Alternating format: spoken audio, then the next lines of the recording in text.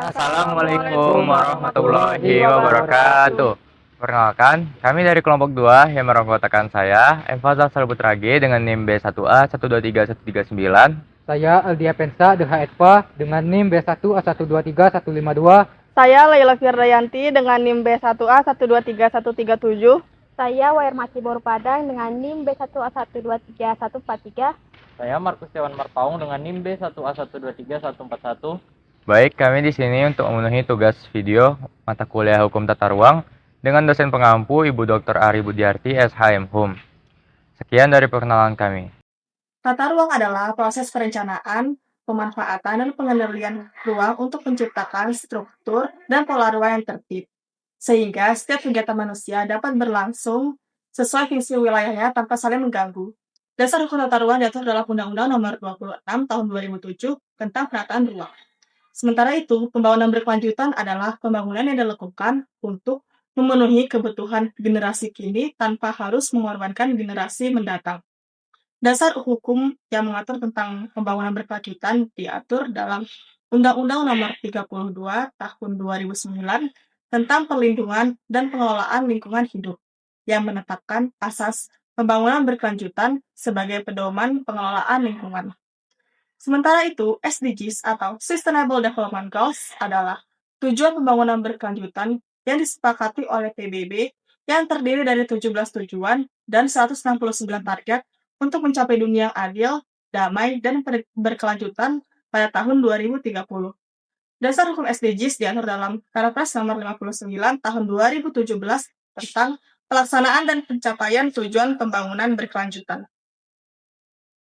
Penataan ruang memiliki hubungan yang sangat kuat dengan pencapaian tujuan pembangunan berkelanjutan atau yang disebut dengan SDGs karena semua kegiatan pembangunan selalu membutuhkan ruang yang tertata dengan baik.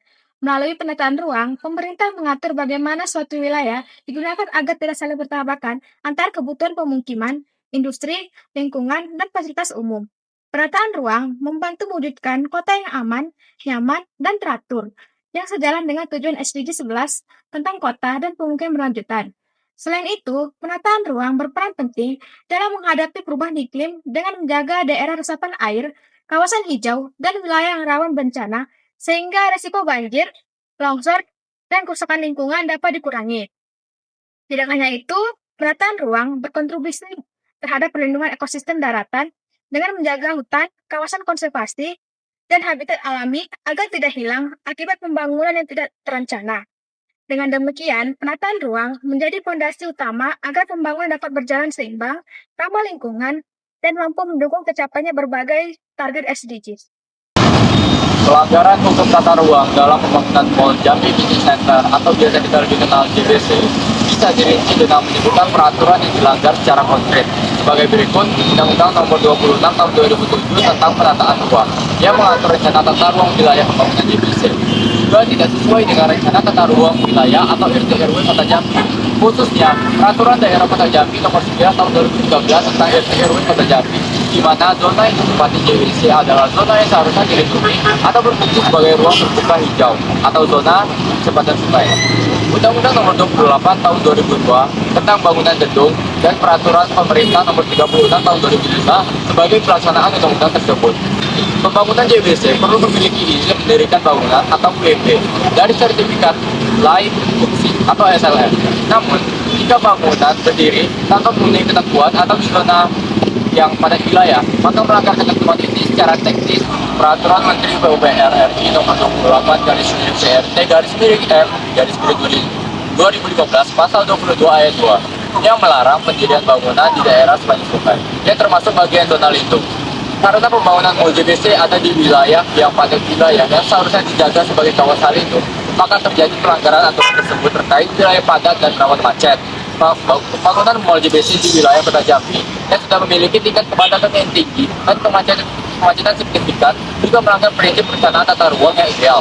Tata ruang seharusnya memperhitungkan aspek dampak sosial lain dan lingkungan, termasuk dampak lalu lintas, penambahan pusat perbelanjaan besar di wilayah padat meningkatkan beban lalu lintas, menimbulkan kemacetan, dan ketidakteraturan penataan ruang, sehingga menyalahi prinsip penataan ruang yang sehat dan berkelanjutan.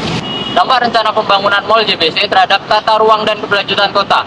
Rencana pembangunan Mall JBC ini utama yang berpotensi menimbulkan gangguan signifikan terhadap tatanan ruang kota Jambi. Karena lokasinya yang berada di kawasan dengan tingkat kepadatan tinggi dan beban infrastruktur yang sudah melampaui kapasitas optimal. Dalam rangka RT/RW Kota Jambi tahun 2024-2044 dan prinsip penataan ruang dalam UU nomor 26 tahun 2007, bangunan di wilayah padat harus dikendalikan untuk menjaga keserasian fungsi ruang hingga perlu dipastikan bahwa kegiatan baru tidak memperburuk kondisi lingkungan maupun sosial. Dampak utama yang diperkirakan muncul adalah peningkatan kemacetan seperti yang kita lihat. Kemudian dampak utama yang diperkirakan muncul adalah peningkatan kemacetan lalu lintas. Ingat, mal merupakan bangunan dengan intensitas mobilitas tinggi. Tanpa analisis dampak lalu lintas atau ANDALALIN, sebagaimana diwajibkan oleh Peraturan Menteri Perhubungan Nomor 75 tahun 2015, bangunan tersebut berpotensi menurunkan kinerja jaringan jalan, menghambat pergerakan masyarakat, serta mengganggu pola ruang kota, serta secara keseluruhan. Selain itu, pembangunan mal JBC juga berpotensi menekan daya dukung dan daya tampung lingkungan, terutama terkait sistem drainase dan manajemen air permukaan. Penambahan area terbangun yang kedap air dapat meningkatkan limpasan dan memperbesar risiko genangan maupun banjir yang bertentangan dengan ketentuan mitigasi risiko dalam PP nomor 21 tahun 2021 tentang penyelenggaraan penataan ruang. Dampak tersebut memiliki implikasi luas terhadap pencapaian Sustainable Development Goals, terutama SDGs poin ke-11 yang menuntut kota berketahanan.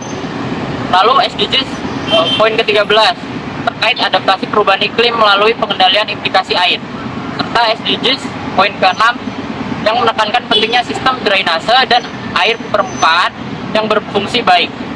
Dengan demikian, rencana pembangunan Mall JBC berpotensi menimbulkan tekanan terhadap tata ruang, infrastruktur, dan lingkungan kota Jambi apabila tidak diimbangi dengan kajian teknis yang memadai dan pemenuhan prinsip berkelanjutan sebagaimana diatur dalam hukum positif Indonesia.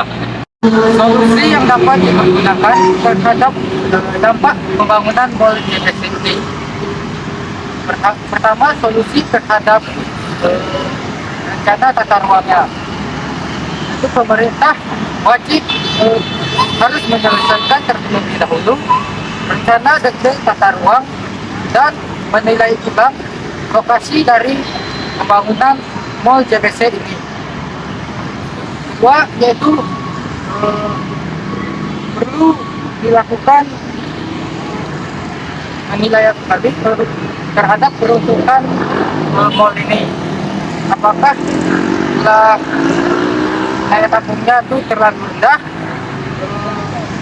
Jika iya, isinya dapat dibatasi atau skalanya dapat diperkecil, atau jika tidak bisa hal tersebut, lokasinya dapat dialihkan ke tempat lain. Kedua, solusi kedua yaitu pengendalian dampak lalu terhadap dampak lalu lintasnya.